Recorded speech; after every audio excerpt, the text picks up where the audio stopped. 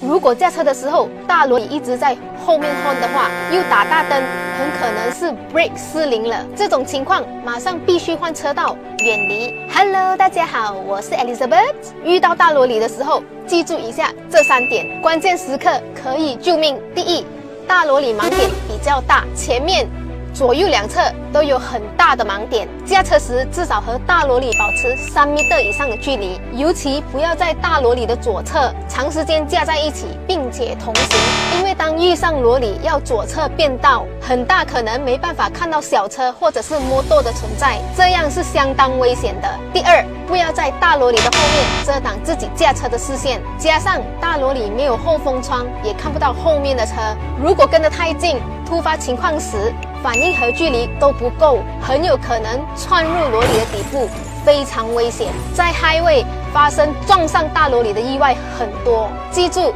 时速80公里的时候，和大罗里的安全距离一定要保持在100米以上。第三，不要和罗里抢先转弯，大罗里转弯的时候很容易爆胎、失控、侧翻，车身越长的罗里内轮差越大。转弯时，如果只注意到前轮能够通过，而忘记内轮差，就会造成后内轮驶出路面与其他车碰撞。记住，驾车时不要在大罗里的两侧盲区并排行驶，不要紧跟罗里的后面，尽量远离正在转弯或准备转弯的大罗里，等待罗里通过后再走。总之呢，大罗里的盲区除了远离还是远离，除了你的车比大罗里还要宽才能被看到。记得分享这视频出去，让更多人知道，不要以为在大罗里附近没有怎样，一定要 like 我们的 Facebook page， 可以了解更多安全驾车的知识。